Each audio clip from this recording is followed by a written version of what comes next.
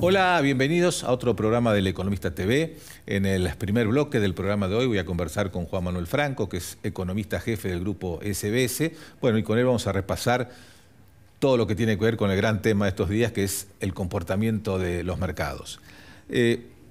Primera pregunta, Juan Manuel, ¿cuánto le otorgás vos de responsabilidad a lo que está pasando a las medidas arancelarias que adoptó el gobierno de Estados Unidos, la guerra comercial que algunos dicen que se desató, o ya veníamos en un periodo de caída de los mercados, toma de ganancias y corrección? Bueno, primero que nada, gracias por la invitación. Sí, mira, el mercado a medida que se acercaban las elecciones en Estados Unidos empezó a pricear, como decimos nosotros, un escenario de mayor volatilidad, porque ya había experimentado en 2016-2020 lo que fue el primer mandato de Trump, en el cual el tipo con un tuit te movía los mercados. A diferencia de ese mandato, de ese primer mandato, lo que tenemos en este segundo es una muchísima mayor volatilidad y se le presta menos atención, al menos desde la Casa Blanca, a lo que es el desempeño del mercado de acciones, ¿no? Fíjate que en el primer mandato de Trump, cada vez que el S&P hacía un all-time high, el tipo tuiteaba, mirá cómo estábamos, mirá cómo venimos. Y en este segundo, el mercado empezó a caer fuerte, primero por el ida y vuelta de aranceles con China, Canadá y México, y después ya desde el 2 de abril de la semana pasada, que pareció un año, con los aranceles estos recíprocos, el mercado lo tomó muy mal porque era superior a lo que se esperaba, y de hecho ya empezaste a tener guerra comercial, sobre todo con lo que es China y la Unión Europea, ¿no? Que son los dos principales mercados a los cuales Trump parece que está apuntando desde la retórica. Entonces, bueno, uno puede pensar, puede ser una estrategia de Trump pegar primero y negociar después. ¿Qué quiere negociar? ¿Quiere negociar menores aranceles de los productos estadounidenses en esos otros mercados? ¿Quiere algo más vinculado a la geopolítica? ¿Qué es lo que está buscando? Porque por el momento no desescala la tensión. Ahora le preguntaron, China subió los aranceles 34%. Bueno, yo se lo voy a meter a 104%. 104, sí. Entonces, sí. No desescala. Por ahora hay cierta esperanza, si querés, de que la cosa se solucione por el hecho de que recién hoy a la mañana nuestra, China movió un poquito el yuan a los niveles más bajos del yuan contra dólar desde 2023. Ahora, si lo llega a mover mucho más, o sea, si tenés una devaluación del yuan chino, ahí ya entras en una guerra de monedas y ahí ya los coletazos son un poco más inciertos porque afecta flujos de capitales también, ¿no? Bueno, hay algunos economistas que dicen también que Trump persigue un fin recaudatorio, que la suba de aranceles va a implicar una recaudación adicional de 1,5 puntos del PBI, lo cual le da cierto margen para otras políticas fiscales, como por ejemplo bajar impuestos sobre algunas corporaciones, ¿no? Sí, el objetivo de Trump, y lo explicitó tanto su secretario del Tesoro, que es el equivalente al ministro de Economía nuestro, como él mismo, es que bajen los costos en Estados Unidos. Entonces, el tipo quiere un petróleo bajo y una tasa de interés baja. Lo que lo estaría logrando. Que el petróleo lo está logrando, pero la tasa, fíjate que hizo una B corta, ¿no? O sea, la tasa de Estados Unidos subió fuerte cuando se empezó a pricear que Trump ganaba, se dispara cuando Trump efectivamente gana, ¿sí? Porque lo que piensa el mercado es, bueno, va a hacer recortes impositivos a las corporaciones, como hizo en el primer mandato, y esto quiere decir más déficit, pero después, con Elon Musk, el Doge, a lo que apunta es a reducir el déficit fiscal. Entonces está la cuestión recaudatoria que mencionabas vos recién, y fíjate que está haciendo algunos recortes en lo que es empleo público, también quiere dejar de mandar asistencia a otros países. Entonces yo creo que lo que apunta en la teoría, ¿no?, es a incrementar algo de la recaudación de Estados Unidos con los aranceles. Vamos a ver cuáles son los aranceles finales que termina habiendo, y acortar un poco el gasto y que en conjunto eso te reduzca un poco el déficit para tratar de que junto a la volatilidad que le está metiendo el propio Trump al mercado mundial, baje la tasa de interés. El tema es que la tasa rebotó ya. O sea, estuvo en 3,87 el viernes y ahora ya estás en 4,20, en lo último que me fijé recién. Sí. Bueno, la volatilidad es enorme. Hoy a la mañana, en la apertura de los mercados, este martes a la mañana, bueno, hubo una gran suba porque el secretario de Tesoro de Estados Unidos dijo que están logrando avances muy significativos en las negociaciones sobre aranceles con varios países. Luego eso se desmintió, el mercado empezó a darse vuelta y terminó casi en terreno negativo nuevamente. Sí, es que estos días son así frenéticos. Fíjate que ayer, en un momento, hubo una fake news de que los aranceles recíprocos se iban a postergar 90 días. Entonces ahí voló todo el mercado. Claro. Salió la Casa Blanca y dijo, no, es mentira esto. Bajó todo de vuelta. Entonces estamos viviendo momentos muy volátiles. Hay que ver qué es lo que pretende finalmente obtener Trump, si que yo te aplico un arancel y vos vengas a mí a querer que yo te lo reduzca y ahí empezar a negociar. Claro. El tema es que los coletazos son enormes y la pérdida, digamos, la volatilidad implica caídas de mercado. El mercado no le gusta la incertidumbre y te la cobra. Fíjate todo el valor de mercado que se perdió en estos días y en estos sub y baja, cuántos trillones de dólares ganás, cuántos trillones perdés, es durísimo. Claro. Y es particularmente grave en Estados Unidos, donde una gran proporción de la población tiene acciones. Entonces estos movimientos de la bolsa no son gratuitos, ¿no? Pero vos fíjate el argumento, si querés, pseudo populista que dijo, la otra vez estuvo hablando el secretario del Tesoro con Tucker Carlson, el periodista estadounidense, y le dijo, mirá que en realidad no son tantos los americanos que tienen en el mercado de valores, sino que es mucha la cantidad de plata. Como diciendo, en realidad estamos afectando a los ricos, está diciendo. Que es un argumento un poco populista, porque bueno, tiene efectos después que se derraman en la economía real, ¿no? Que le vaya mal al mercado de valores, implica que las condiciones financieras empeoren, la incertidumbre avanza, mayor expectativa de inflación por los aranceles, hay un aumento en el costo de vida finalmente porque son precios más altos.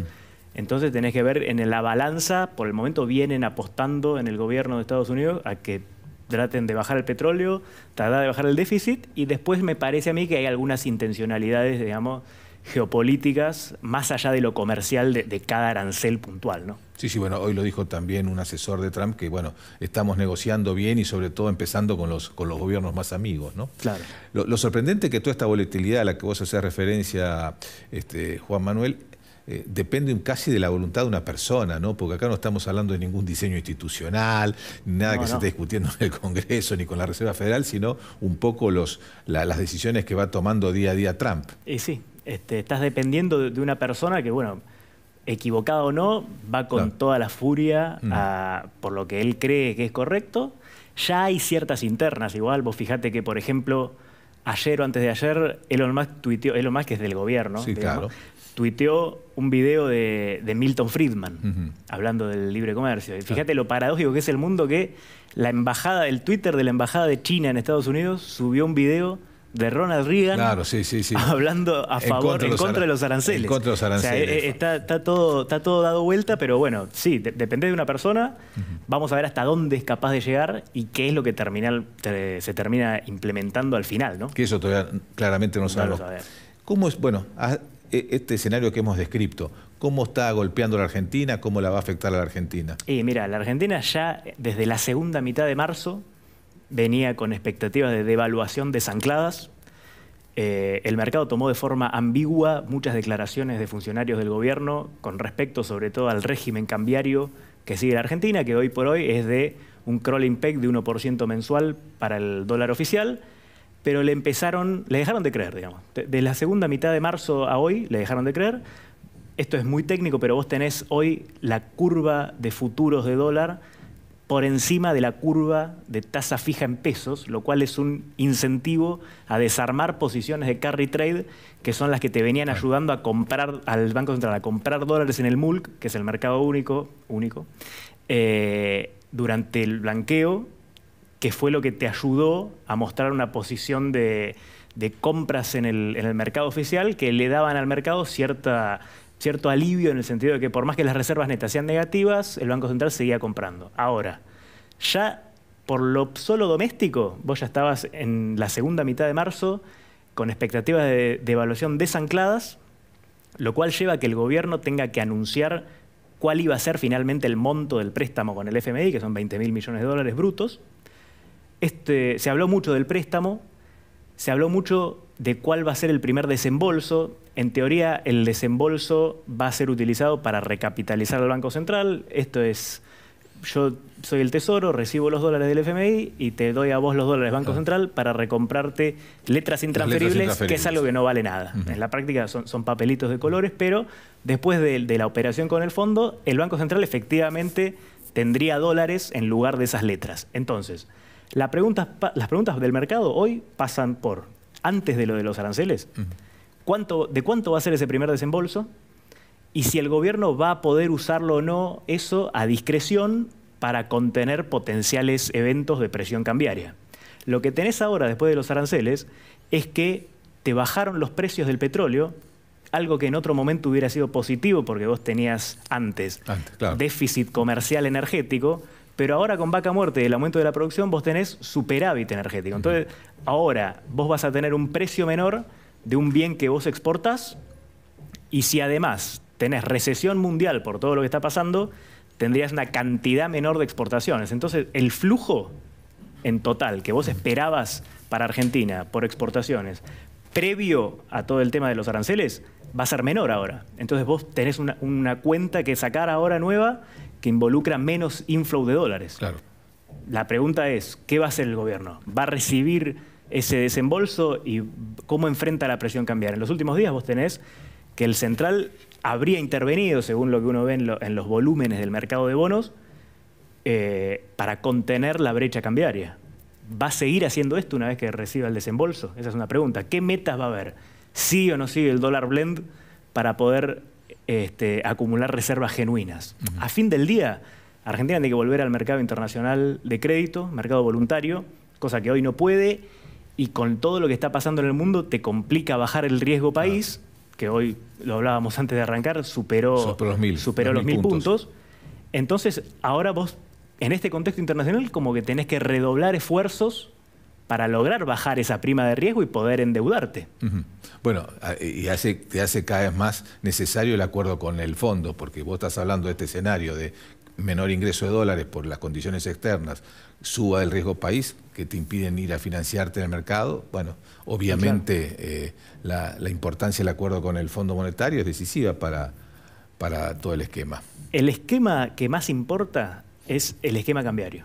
Lo que todo el mundo está esperando es la letra chica con respecto a cómo va a ser el esquema cambiario. Vos pensás que hasta ahora el gobierno logró bajar la inflación, ¿sí?, desde los niveles de diciembre hasta los de marzo, es el último dato que te da un poquito peor que febrero. Febrero ya te da peor que enero.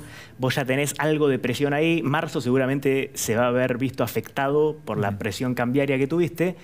Pero en lo que fue sobre todo la baja de la inflación desde agosto a enero, si querés, de este año, obedeció principalmente al ancla cambiaria del gobierno, que es mantener el dólar oficial subiendo al 2% y ahora desde febrero al 1%.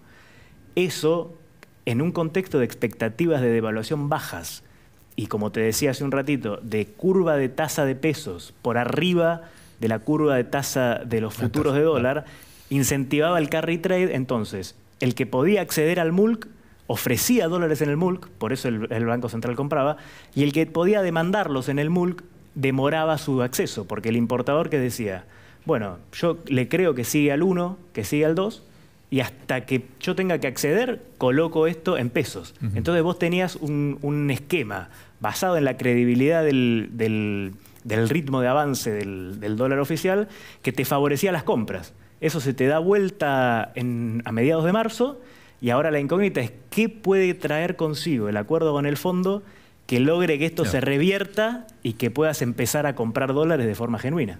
Parte mía, Juan Manuel, ¿crees que este escenario internacional le da larga vida al cepo en Argentina? Y mira, si vos no tenías cepo, te hubiera ocurrido, no sé si llamarlo una corrida, pero claramente hubieras tenido presión sobre el tipo de cambio.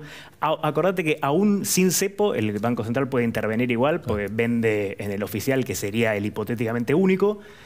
Yo creo que el cepo, el principal desafío a la hora de salir del cepo es el gran desequilibrio que vos tenés entre la cantidad de pesos y la cantidad de dólares. El gobierno, ahora ya no, pero por ejemplo en febrero o principio de marzo, decía, si mantenemos la base monetaria amplia fija, que eso es verdad, ¿con qué pesos van a comprar los dólares? Claro. Bueno, esos no son los únicos pesos que hay dando vueltas. Vos tenés agregados monetarios que medidos en dólares subieron una barbaridad, y tenés un stock de deuda en pesos del Tesoro que medido en dólares avanzó muchísimo desde julio, que es cuando se termina de reconvertir, digamos, los pasivos remunerados del Tesoro hacia las LEFIs, los pasivos remunerados del Central hacia las LEFIs del Tesoro, y tenés un stock de más o menos, un poquito menos de 190.000 millones de dólares en títulos en pesos. Y eso vos lo tenés que tener en cuenta también. Entonces, ¿qué desembolso tiene que venir del FMI para que te fortalezca el Banco Central de forma tal que eso no te cause un desequilibrio? O sea, no es que si vos salís del cepo todos esos pesos van a ir al dólar, porque tenés cierta remonetización de la economía, sí, claro, vas a rebotar, pero no va a dejar de ser un factor de presión que hoy yo por lo menos lo veo como el principal escollo a la hora de salir del cepo de la forma menos disruptiva posible. O sea, esos stocks de pesos van a presionar durante un tiempo, ¿no? Muy bien, Juan Manuel Franco, muchas gracias por estar en el programa. Gracias por la invitación. Ahora hacemos un corte y ya volvemos.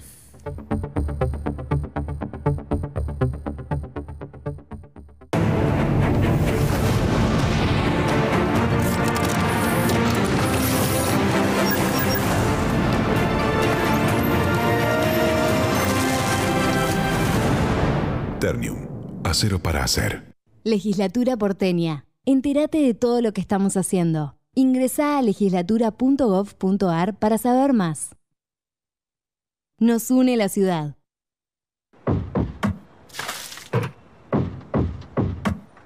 Vacía, limpia y cepilla los recipientes que acumulen agua. Sin agua estancada, prevenís el dengue. Más recomendaciones en buenosaires.gov.ar/dengue. Buenos Aires Ciudad. Vamos por más. En IRSA, Propiedades Comerciales, nos comprometemos con las comunidades en las que se asientan nuestras unidades de negocios. IRSA Propiedades Comerciales. Construyendo el futuro. Tecnología que se vive en tu negocio es impulsar tu emprendimiento pensando en tus ganas de crecer. Telecom. Tecnología que se vive.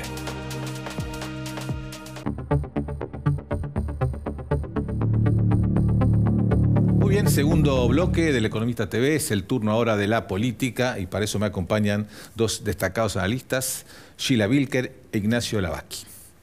Bueno, tenemos por muy cerca del comienzo de una temporada electoral, hay este domingo elecciones en Santa Fe, luego vendrán en 4 provincias, luego el 18 de mayo en la Ciudad de Buenos Aires.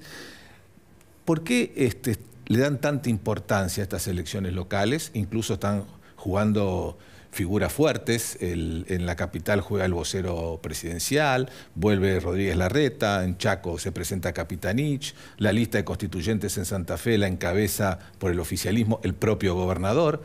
¿A qué le atribuyen ustedes la importancia que se le da a este turno electoral en las provincias?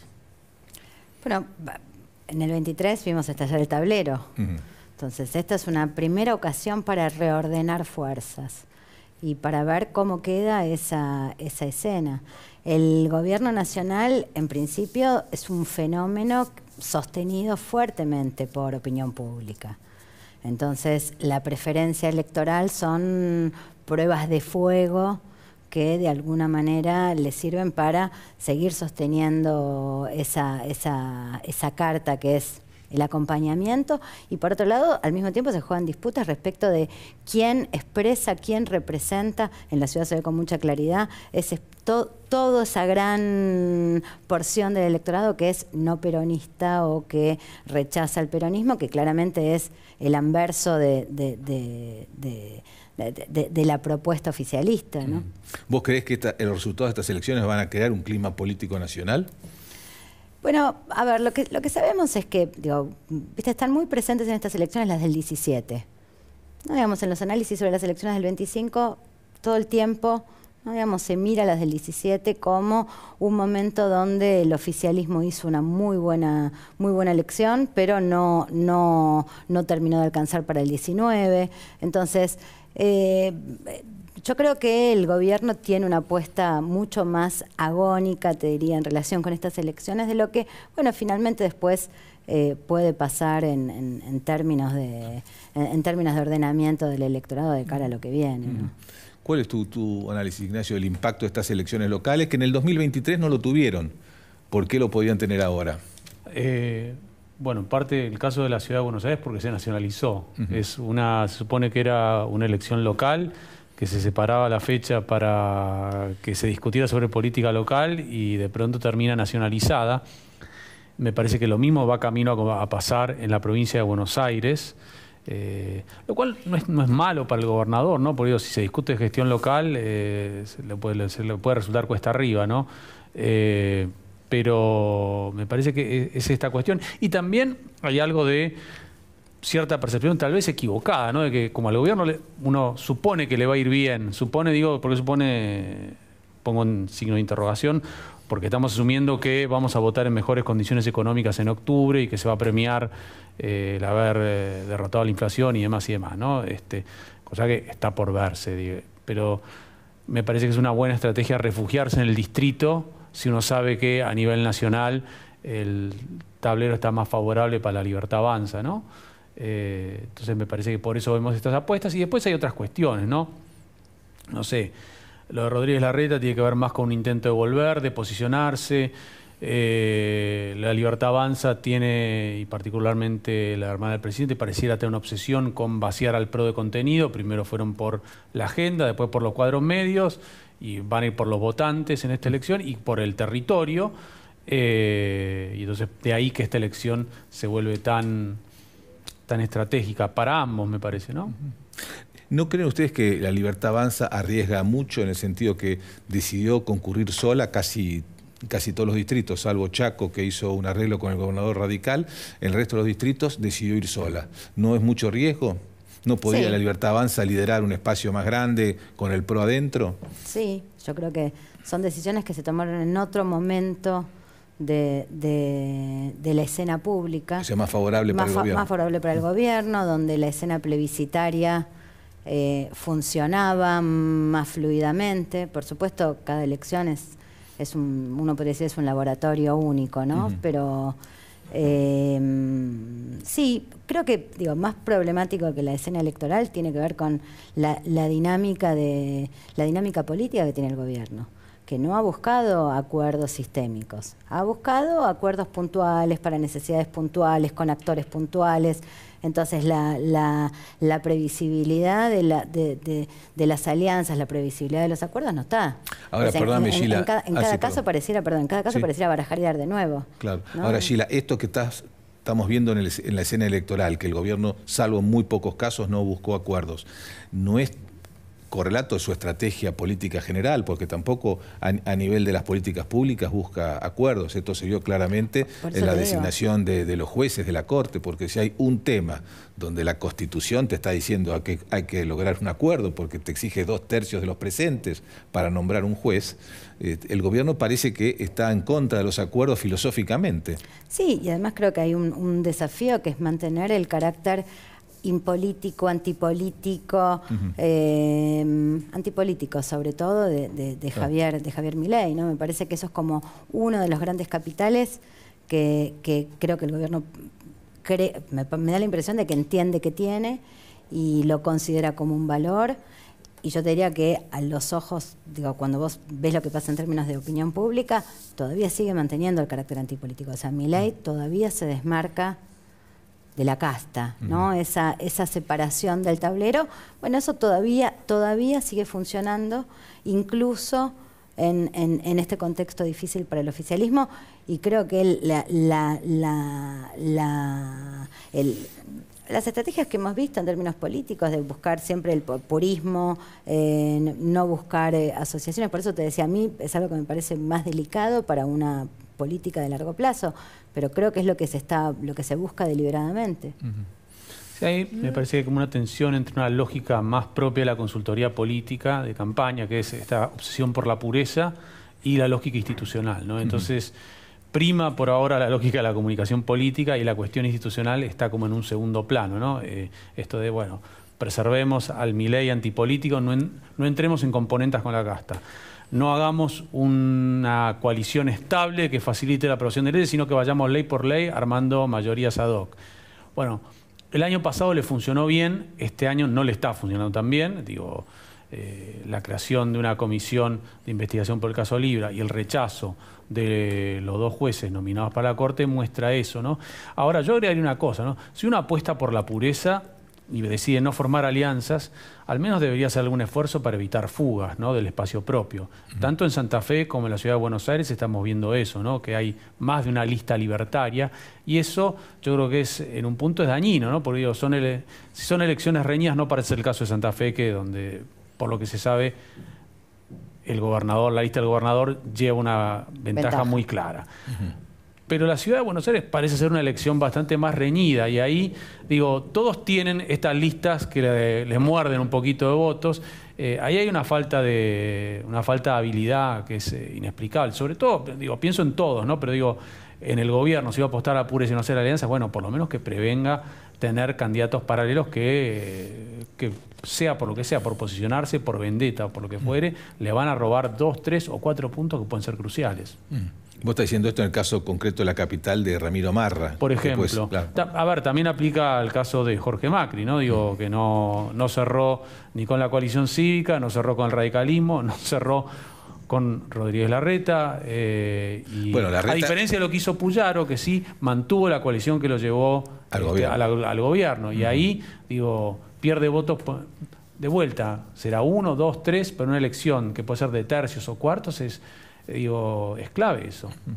Bueno, Rodríguez Larreta, como decía Sheila, quiere volver a estar en la escena política y vuelve al único lugar donde le fue bien, que fue la capital, porque su salida como candidato nacional no fue la mejor en su momento. No, tampoco le fue tan bien en la capital, ¿eh? Bueno, pero por lo menos había ganado previamente dos elecciones, ¿no? Sí. ¿Cómo ven ustedes la jugada de la provincia de Buenos Aires, la decisión del gobernador Kicillof de separar finalmente de las elecciones, aduciendo un tema técnico, que era muy difícil votar con 2 sistemas electorales distintos el mismo día, pero bueno, hay un trasfondo político evidente en esa decisión que él toma? ¿Lo ven como una jugada ya pensando en el 2027, una candidatura presidencial no condicionada por Cristina? ¿Lo ven como un deseo de liderar el peronismo desde ahora? Yo creo que, mira, ahí lo que yo te diría in progress. Todavía no sabemos. O sea, lo vimos dar un paso, pero todavía no sabemos. Cuando nosotros venimos investigando la preferencia por Axel o Cristina, lo que encontramos es que, bueno, venía en una escena muy pareja hasta que se disputó el PJ. En ese momento de campaña, realmente Cristina se puso en campaña, y cuando Cristina se pone en campaña, crece fuerte. La vimos crecer intensamente. Después de eso la vimos retraerse, y en esa retracción una especie de despertar de Axel, nuevamente Axel creciendo. Hoy está en una escena muy empardada. Entonces me da la impresión de que esto va a tener mucho que ver, cómo siga esta historia, va a tener que ver con cuánto hambre muestren cada uno de los dos, ¿no? Digamos, porque realmente crecen o decrecen según cuánto muestren o demuestren el quiero, soy yo. ¿No? Digamos, no estoy dispuesta a regalarlo, no estoy dispuesta a hacer la palabrita de moda domado. Claro. Bueno, eso incluye la posibilidad incluso que dicen que Cristina puede llegar a ser candidata a diputada provincial por la tercera sección electoral, ¿no? Sí. A ver, me parece que excede la cuestión del proyecto presidencial de Kicillof, ¿no? Yo creo que el peronismo tiene un problema de hace varios años, que es que Cristina lo ha convertido en un partido de izquierda y le ha sacado cierta flexibilidad o pragmatismo que tenía el peronismo para ir ajustándose a las preferencias del electorado, ¿no? Y de pronto ser promercado en una década, más estatista en otra, y ahora ha quedado anclado, ¿no? Y hay cierta vocación de una parte del peronismo de terminar el capítulo cristinista, y eso incluye también a unos cuantos intendentes del conurbano, que calculo que estarán, aunque van a apoyarlo a Kicillof, están cansados de estar gobernados por porteños también, ¿no? Y que me parece que lo que ven es, bueno, Kicillof es el vehículo adecuado para reabrir la disputa por el liderazgo dentro del peronismo. No es que si él gana va a quedar como el líder del peronismo, va a quedar como el que la destronó a Cristina, y que hay muchos agazapados esperando para decir, bueno, el liderazgo está vacante, vamos a ver ahora quién queda mejor posicionado, ¿no? Claro, lo que pasa es que ahí me parece que parte del problema es cuántos años hace que... la exigencia de renovación también tiene que ver con que las figuras emergentes del peronismo fueron seleccionadas a dedo, ¿no? Entonces, en la provincia de Buenos Aires. En la provincia de Buenos Aires, sí, y a nivel nacional también, sí, ¿no? Digamos, o sea, la candidatura de Massa, la candidatura de Alberto Fernández, la candidatura de Scioli. No, porque digo, o sea, no fueron candidaturas del agrado de Cristina tampoco. La de Alberto Fernández, ¿no? Esa sí, pero la de Scioli, La de Scioli... No puede elegir a alguien de su riñón, siempre tiene que ir al moderado, claro, entre comillas. Sí, sí. Bueno, ustedes, bueno, ya hablamos de las consecuencias que pueden tener estos resultados en el escenario nacional. ¿Qué impacto le otorgan ustedes a algunos traspiés, como dicen que ha tenido el gobierno en los últimos tiempos? Bueno, básicamente el rechazo desde el Libragate en adelante, el rechazo ahora a los jueces en la Corte. ¿Eso impacta en términos electorales o realmente es un gobierno que está más allá de estas vicisitudes que cualquier otro gobierno la hubiera impactado mucho? No, yo no lo veo a espaldas de estas vicisitudes. O sea, efectivamente, en la opinión pública, la sucesión de traspiés que arranca con Davos, claro, y termina por ahí en esta semana con el rechazo a las propuestas de los jueces de la Corte, me parece que claramente tenés ahí, semana tras semana, una erosión. Esa erosión se ve con claridad. Todavía no sabemos hasta dónde puede caer, y lo que se empieza a conformar sí es una escena que cuando vos haces un análisis de aprobación y preferencia electoral, lo que empezás a ver es que efectivamente hoy Milei tiene un voto con rechazo de gestión, del mismo modo que Cristina Waxel tienen una preferencia con rechazo de gestión. Entonces, o con rechazo de imagen, que vos lo que empezás a ver ahí es que en los márgenes lo que se empieza a armar es mal menor, pero ya lo estás viendo, porque ¿qué es un voto con un rechazo de imagen y de gestión? Bueno, lo prefiero porque enfrente, claro, enfrente lo que hay es una película de terror, y eso pasa de los dos lados. A ver, a mí me parece que esta sucesión de errores no forzados le pasa factura por varios lados, ¿no? Sí. Yo siempre miro como una especie de triángulo con tres variables, obviamente.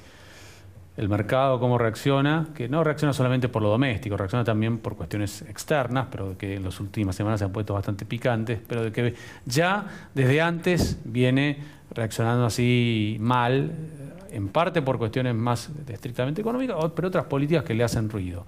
El Congreso, donde después de Libra, claramente el Congreso se le puso más cuesta arriba a Milei, y creo que la creación de la comisión investigadora y el rechazo de los jueces es la prueba de eso, ¿no? Y el plano de la opinión pública, donde, digo, un error no forzado, uno dice, bueno, pasa, no impacta. Pero ya cuando es una sucesión, básicamente un trimestre entero de errores no forzados, difícil. Ahora, cuando llegue octubre, me parece que la cuestión va a definirse por el mandato que le dio ese 56% que le dio a Milei, que es, bueno, arreglaste la economía, controlaste la calle, ¿no? Entonces, si llega sin eso, sin poder mostrar un éxito de gestión, me parece que solamente le va a quedar la carta del rechazo a lo otro, ¿no? Claro. Y eso lo deja muy vulnerable. Es decir, que no depende solamente de sí mismo, sino que depende básicamente de los errores ajenos. Ahora, Sheila, en tus estudios, por ejemplo, ¿el comportamiento electoral va a estar determinado exclusivamente por la economía en octubre o en las próximas elecciones que vienen? ¿O también hay factores de la batalla cultural que van a incidir en el voto de la gente? No, yo te digo, lo económico manda. Lo económico domina. De hecho, mira, estamos preparando un informe y casi todos los temas de batalla cultural, o sea, las batallas que está dando el gobierno, están en retracción. Con poco, mucho, pero yo te diría, son fenómenos que generan controversia social, sin lugar a dudas, eso sirve para manejar agenda, pero en términos de resultados, bueno, no, en términos de resultados, domina lo económico, y te diría que en casi todas las disputas está,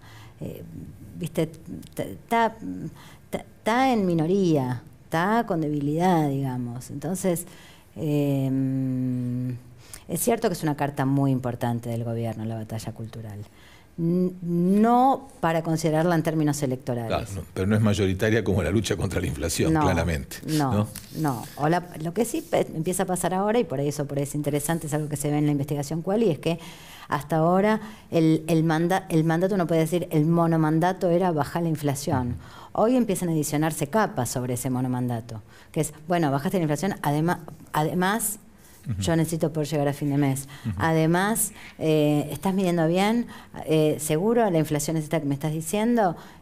¿Cómo hacemos para que la plata rinda un poco más? O sea, empieza a aparecer una demanda extra más allá del control de la inflación, que además en el último tiempo empieza levemente, pero está, incluso en los segmentos más cercanos al gobierno, a dudarse del número. Es decir, está pesando, la vida cotidiana pesa, armar la mesa pesa, afrontar los pagos mensuales pesa, y creo que ahí te diría que hay como una complejización de la demanda.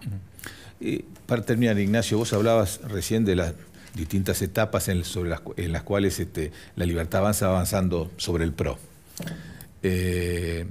¿Cómo crees que se pueden recomponer las relaciones entre las dos fuerzas después de una confrontación tan explícita en la capital? Porque digo, con el nuevo calendario electoral de la provincia de Buenos Aires, las alianzas hay que definirlas el 7 de agosto. O sea, entre el 18 de mayo y el 7 de agosto tendrían que eventualmente recomponer relaciones, dos espacios que están apuntando a distanciarse, aunque no lo hagan sus votantes, ¿no?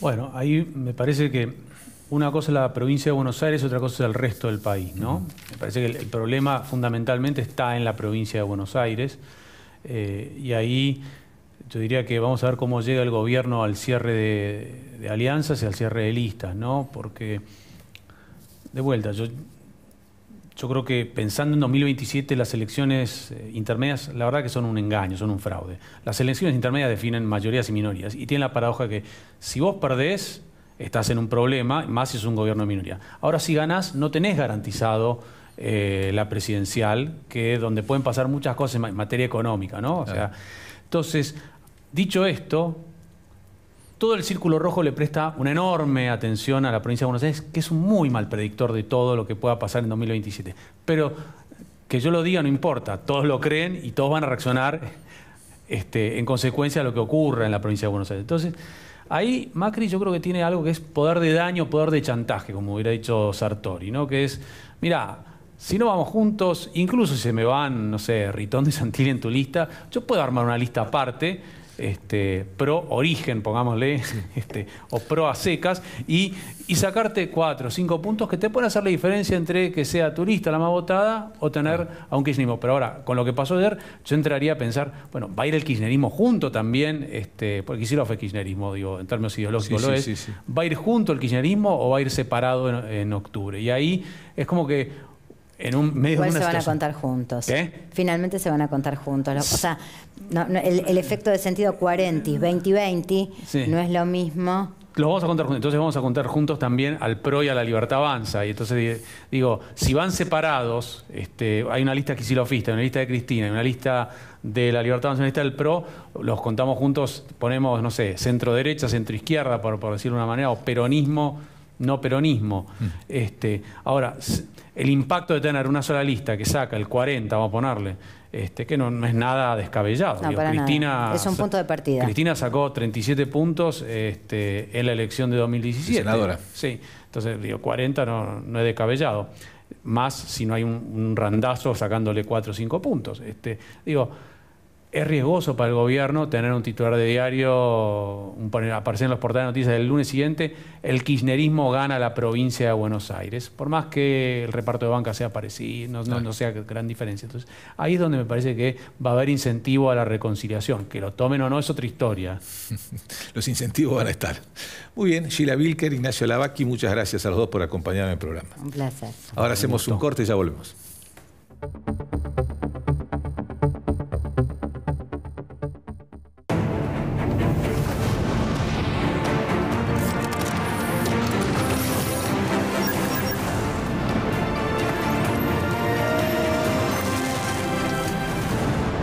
Ternium, acero para hacer. Legislatura porteña. Entérate de todo lo que estamos haciendo. Ingresá a legislatura.gov.ar para saber más.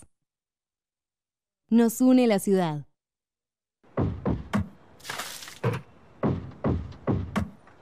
Vacía, limpia y cepilla los recipientes que acumulen agua.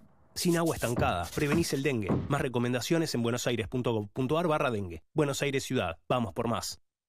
En IRSA, Propiedades Comerciales, nos comprometemos con las comunidades en las que se asientan nuestras unidades de negocios. IRSA Propiedades Comerciales, construyendo el futuro. Tecnología que se vive en tu negocio es impulsar tu emprendimiento pensando en tus ganas de crecer. Telecom, tecnología que se vive.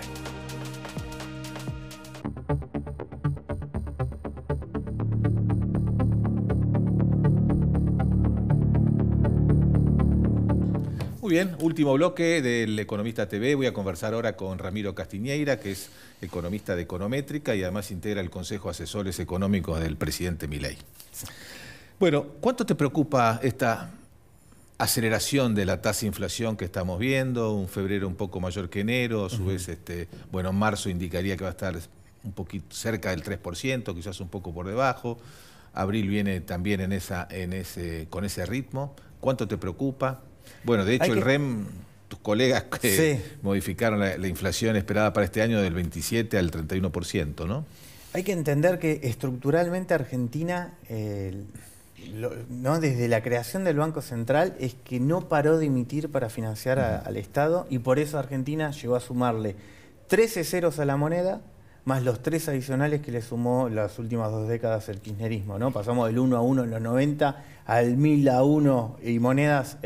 En la actualidad, esos 3 ceros, la cicatriz de volver a la emisión monetaria para financiar el Estado. Lo que se logró durante el primer año de gestión de Javier Milei fue justamente matar macroeconómicamente la inflación. Esto es, equilibrar las cuentas públicas y por lo tanto que el Banco Central apague la maquinita como para poder matar la inflación.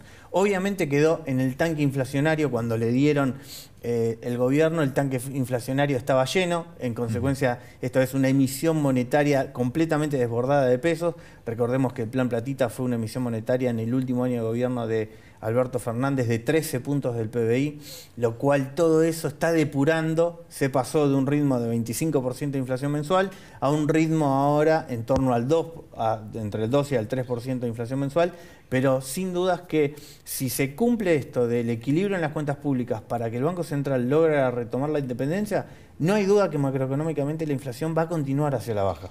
¿Vos creés que fue un acierto o fue apresurado la tasa de devaluación, el crawling peg, pasarla del 2 al 1%? No, esas son, es como gestionar la coyuntura. Eso la verdad que es, a largo plazo es intrascendente. De hecho, el gobierno tiene claro cuál es el objetivo. Es, a medida que nominalmente va bajando la nominalidad de la macroeconomía, obviamente también ajustaba el ritmo de inflación, el ritmo de devaluación, que Argentina aterrice. Es tan simple como que Argentina busque la nominalidad de una macroeconomía que ya no está emitiendo el Banco Central. Entonces, después de discutir si fue en marzo, si fue en abril, si fue más adelante, es intrascendente. Argentina va a arrancar el 2026 sin cepo cambiario. ¿Por qué? Porque durante el 2025, con el rebote económico, la economía creció en el primer trimestre al 6%, en el segundo trimestre va a estar creciendo al 8% interanual. Eso se come toda la liquidez excedente que hay en el mercado cambiario, en el mercado de pesos. Es decir, como el Banco Central ya no emite, la única cantera para poder financiar el nivel de actividad del sector privado la va a encontrar en su liquidez, o dicho de otros términos, la liquidez que estaba empujando la brecha, ahora se tiene que ir a empujar el nivel de actividad. De hecho, los números interanuales son oficiales, primer trimestre 6% interanual, 8% interanual seguramente en el segundo trimestre. Ese rebote económico se come la liquidez y en consecuencia uno ya va a estar en condiciones, y ahora le sumamos si querés el acuerdo con el FMI, pero ya va a estar en condiciones monetarias para arrancar el 2026 sin la mayoría, lo que hoy el argentino conoce como cepo cambiario, blend, todo eso desaparece para el 2026. Antes de ir al tema del acuerdo con el fondo, lo que está ocurriendo estos días en los mercados internacionales, ¿te llevó a vos a modificar las proyecciones macroeconómicas de Argentina para este año? No por ahora. Obviamente es un cimbronazo en el sentido de que, Estados Unidos está exigiendo al resto del mundo que todas las picardías y el comercio desleal culmine, principalmente, si querés, déjame resumirlo, en 3 grandes grupos. Sudamérica está llena de aranceles por todos lados, a punto tal que el Mercosur en particular llega a tener hasta aranceles del 35% para cualquier producto americano, mientras que cualquier país de Sudamérica puede exportar a Estados Unidos, o podía exportar a Estados Unidos con un arancel del 2% o 3% como máximo. Europa no tiene aranceles, pero está llena de cupos. Cualquier argentino conoce la cuota Hilton en el sentido del cupo para la carne, pero también está el cupo para absolutamente toda la agroindustria, donde Estados Unidos es muy fuerte en la agroindustria y finalmente tiene cupos por todos lados para poderle vender a Europa. En simultáneo están todos los subsidios al agro y comercio desleal, por lo tanto, que termina generando también Europa. Entonces Europa está llena de cupos y medidas parancelarias, ¿no? Donde, por ejemplo, la Cybertruck no se puede vender en Europa porque no cumple las condiciones técnicas que los europeos les gusta, pero no obstante todos los autos europeos se pueden vender en Estados Unidos. Y después está el mundo de la picardía dentro de Asia, donde Asia hace dumping cambiario, dumping comercial, hace subsidios a las exportaciones. Toda esta maraña hace finalmente, perdón, cuando uno suma absolutamente todas estas... este comercio desleal que considera Estados Unidos genera un gran déficit comercial a Estados Unidos, principalmente porque no lo dejan exportar. Y dice, no, sáquenme todas las barreras, y ahora le puso precio al mercado interno. Es decir, si quieren exportar a Estados Unidos, el principal mercado del mundo, si quieren exportar acá, bueno, ahora me van a tener que dejar exportar. Es tan simple como una negociación que ya logró grandes resultados. Por ejemplo, en lo que es... solo en 3 días ya hay más de 70 países que están pidiendo y haciendo fila para poder negociar un acuerdo de libre comercio o bajar aranceles con Estados Unidos. Estados Unidos tiene muy claro lo que quiere, al margen de Sudamérica, que no está el foco ahí, sino que está principalmente en Europa, y que Europa le compre todo el gas a Estados Unidos. Estamos hablando que le puede comprar 200.000 millones de dólares tranquilamente por año, que se lo deje de comprar a Rusia. Y en Asia también queda muy claro cuál es el objetivo. Las industrias estratégicas, migrarlas a Estados Unidos. Porque el comercio desleal puso en jaque no solo cuestiones económicas como es el comercio, sino puso en jaque la seguridad nacional de Estados Unidos. Así lo interpreta Trump. Por ejemplo, el acero americano, subsidiado por el gobierno chino, hace que sea regalado directamente a precio, entre regalado a Occidente, particularmente Estados Unidos. Si uno deja entrar el acero chino a esos precios, quiebra directamente el acero americano. ¿Y quién ganaría la guerra, una hipotética guerra, si lamentablemente aparece ese escenario? ¿El que tiene acero o el que ya no tiene industria de acero? Tan simple como eso. Ahora, Ramiro, hay muchos también que han alertado, desde nada más ni nada menos que el presidente de la Reserva Federal, el presidente del JP Morgan, han advertido que esta política arancelaria de Trump puede generar presiones inflacionarias en Estados Unidos y además un menor crecimiento. Presiones inflacionarias no es una buena noticia tampoco para Argentina, porque puede implicar tasas de interés más altas, un dólar evidentemente fortalecido, que no es tampoco un buen dato para Argentina. A ver, Trump, vamos a resumirlo así, Trump está dispuesto a pagar los costos de corto plazo que impliquen soluciones de largo plazo. O sea, usualmente en Sudamérica estamos muy acostumbrados que el político solo mire el corto plazo. ¿no? Desesperadamente la próxima elección. O sea, y más en un argentino sabe muy bien de lo que hablamos cuando nada más se hace política mirando la próxima elección o a veces tenemos como objetivo nada más que una semana. Bueno, Trump no hace política de esa manera. Trump está mirando a largo plazo. Trump quiere comercio libre absolutamente para todo el mundo, principalmente para Estados Unidos, para poder exportar a todo el mundo y equilibrar la balanza comercial de ellos. Si en el medio hay una recesión o si en el medio hay un poquito más de inflación, realmente no está preocupado Trump por eso. Bueno, además parte de una base de una inflación que está en el 2,3, 2,4%, con lo cual tiene margen. Por supuesto. Pero, bueno, él ya le pidió incluso, en este contexto, le pide a la Reserva Federal que baje más la tasa, lo cual no parece probable que vaya a ocurrir en el corto plazo, ¿o sí? Bueno, a ver, si sube la inflación, porque finalmente los aranceles empujan para arriba los precios, que obviamente un piso de aranceles evidentemente va a quedar, eso es un efecto de una sola vez, no es un efecto monetario. Por lo tanto, la Fed no debería subir la tasa por los aranceles. De hecho, si finalmente hay una menor recesión, hasta tiene todo el camino allanado para, si los aranceles generan una recesión, tiene todo el camino allanado para bajar la tasa, no para subirla. ¿Qué crees que va a pasar en ese contexto con el dólar a nivel global, que es un tema muy relevante para la Argentina porque es clave para determinar el precio de nuestros productos de exportación? Bueno, es que dentro de todo lo que está discutiendo Estados Unidos, o Trump en particular, es que encima de los desbalances generales que le hacen el comercio, no permite que la moneda se equilibre porque todo el mundo ahorra en dólares, ¿no? Entonces, ¿qué pasa? Todo el mundo, Estados Unidos tiene un gran déficit, una economía que tiene gran déficit, la moneda se devaluaría. Pero la de Estados Unidos no se devalúa porque todo el mundo le ahorra en dólares. Claro. En consecuencia está buscando un nuevo equilibrio en ese sentido, pero principalmente reduciendo los déficits. Busca reducir los déficits, equilibrar la balanza comercial como para que permita de esa manera ese desancle del dólar, o por lo menos intentarlo. Volviendo a la Argentina, Ramiro, el tema que habíamos quedado pendiente del acuerdo con el Fondo Monetario. Sí. ¿Cómo lo estás viendo? Los plazos, los montos y lo que, bueno, todo el mercado se pregunta, cuáles serán los pedidos, los acuerdos referidos a la política cambiaria. A ver, los detalles no lo sabemos, las especulaciones son gigantes y enormes de lo que supuestamente es la letra chica, pero los datos más importantes ya los tenemos. Es decir, el monto, que van a ser 20.000 millones de dólares, el primer desembolso, le dijo hasta creo que el FMI, estamos hablando de piso, 8.000 millones de dólares. Y también tenemos el plazo, 4 años por lo tanto para el repago de este desembolso, y el objetivo, que es lo más importante, que es recapitalizar el Banco Central. ¿Y por qué recapitalizarlo? Porque el Banco Central fue saqueado. Durante el kirchnerismo vaciaron el Banco Central, lo llenaron de títulos públicos, tenía dólares el Banco Central, y el kirchnerismo lo que hizo fue sacarle todos esos dólares y dejarle a cambio títulos públicos.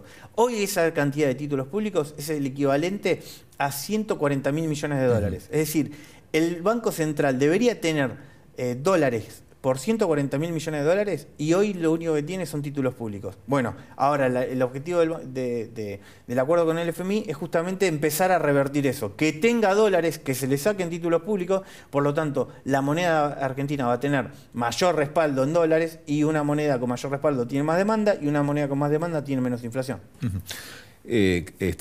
Claro, en ese punto, en lo que vendría a ser el objetivo del gobierno. Sí. Junto con esto hay un tema también que está relacionado con el acuerdo con el fondo, que es el tema del riesgo país, porque hace cada vez más necesario un acuerdo con el fondo, porque la posibilidad de volver al mercado de crédito, como hablábamos al principio del programa, es muy remota en este contexto. El gobierno, recordemos dos grandes fechas, ¿no? El 2001, la deuda pública total, o sea, consolidado Banco Central Nación, estaba en 140.000 millones de dólares. Cuando asume Javier Milei, el consolidado Banco Central más el Tesoro Nacional estaba en 500.000 millones de dólares. Es decir, que durante 20 años la deuda pública total aumentó en 360.000 millones de dólares. De esos 360.000, 60.000 tomó Cambiemos, 300.000 tomó el peronismo. Es decir, si ahora todo el mundo quiere cobrar 500.000 millones de dólares con un saldo comercial que no llega a 20.000 millones de dólares, y el año pasado fue récord, que casi llega a 19.000 millones de dólares, evidentemente no cierran los números. Entonces Argentina necesita sí o sí recuperar el acceso al crédito, ya no para financiar al Estado como siempre.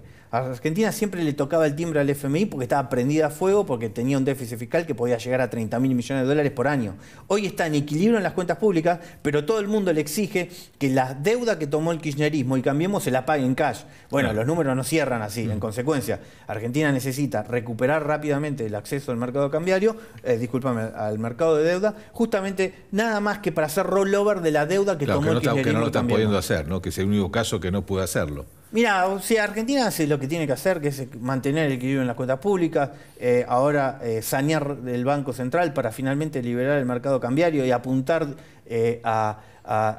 ya sanear lo que es la inflación, ya hay inflación de un dígito. Bueno, entonces, si se hace macroeconómicamente todo lo que corresponde, va a ser negocio Argentina y el riesgo país va a bajar solo. Claro. Así como hasta hace muy poco lo vimos casi por debajo de los 600 puntos, hoy los ruidos son arriba de 1000. Los llevaron arriba de 1000, pero si se hace lo correcto, va a bajar nuevamente y Argentina va a recuperar el acceso al crédito. Bueno, en el gobierno se sostiene, ustedes sostienen, si querés, que esta vez el escenario es distinto porque hay un factor que no existió en crisis anteriores, que es la situación fiscal. El equilibrio fiscal. Esto diferencia la situación actual de las anteriores, esa es la visión. Sí, a ver, mi lectura, ¿no? Es la lectura desde una mirada del sector privado, lo que te estoy haciendo, el análisis. Es decir, y sin duda lo comparto. Es decir, Argentina por primera vez tiene equilibrio en las cuentas públicas y eso cambió completamente la macroeconomía. Y también es mucho más de fondo todavía. Argentina tiene equilibrio en las cuentas públicas porque terminó esta estafa que vivieron los argentinos durante los últimos 80 años, de que el político solo está aumentando el gasto público para comprar votos e intentándolo comprar con emisión monetaria. Esa gran estafa electoral que duró 8 décadas y que tuvo mucho resultado electoralmente, la gente quería plan platita. La gente quería todo el tiempo que el Estado vaya y emita mucho gasto público, el Estado presente, todo eso fue un eslogan que al argentino le encantó y incluso hasta parecía que estaba dispuesto a comerse la inflación durante tantas décadas. Bueno, evidentemente en algún momento le cayó la ficha que el único que se empobrece con esa estrategia se beneficia al político que se quiere instalar en la política y de por vida, y se perjudica justamente el asalariado que se come el proceso inflacionario y encima la pérdida de trabajo. Entonces, esa estafa electoral como que finalmente ya no vende políticamente en Argentina. Y por lo tanto la sociedad argentina pidió un cambio donde todos los que vendían esa oferta política empiezan a no tener respuesta, y los que dicen, no, vamos a la prudencia fiscal y que el sector privado sea el negocio, empiezan a tener más demanda política. Muy bien, Ramiro, estás para ser candidato, veo. Nosotros nos despedimos hasta el próximo programa. Muchas gracias.